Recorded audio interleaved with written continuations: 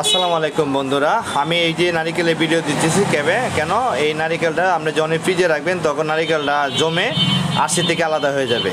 নারিকেলের প্রসেসটা খুব সহজ হবে, হ্যাঁ, আপনি কষ্ট করতে হবে না। এবং এই নারিকেলটা যদি আপনি ঘুরে ফিরে সারাদিন খান, স্থূলতা কমে যাবে, পুরুষালী হরমোন ভালো হবে, শরীরে এনার্জি ভালো হবে, যত রোগ আছে ভিতরে সব ভালো হয়ে যাবে।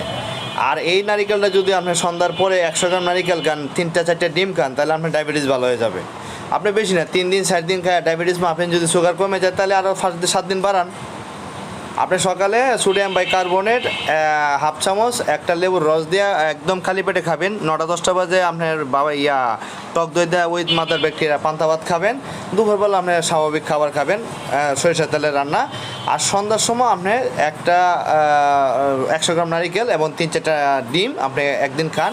ডিম যদি সরাসরি খাইতে কষ্ট হয় তাহলে আপনি ডিমটাকে কী করেন, একটু বাইজিয়ে ঘি দিয়ে এটার মধ্যে একটু শাক কুচি করে দেন, তাহলে পাকুড়া হয়ে যাবে, তখন এটা খান।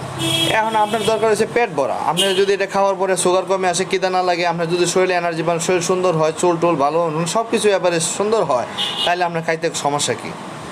আপনি আমার কথা কেন মানবেন? আপনি আজকে 2 দিন 3 দিন মানেন, 3 দিন মানার পরে যদি দেখেন যে আপনার না, আপনার সুগার কমে গেছে, আপনি খুশি আছেন, আপনি ভালো আছেন, আপনার শরীর ভালো, এনার্জি পান, আপনি নতুন আপনার অনেক এনার্জি, তখন আপনি অবশ্যই ট্রাই করবেন। আপনি মানুষকে এভাবে বিশ্বাস করবেন, কারো কথা শুনবেন কেন? 1 দিন 2 দিন মানার পরে যদি দেখেন যেন উপকার হয়েছে, তখন আপনি আরও 7 দিন বাড়াবেন। 7 দিন বাড়ানোর পরে যদি আরও ভালো হয়, আরও 14 দিন বাড়াবেন। 14 দিনের পরে আরও এইভাবে 30 দিন বাড়াবেন। ভালো থাকবেন।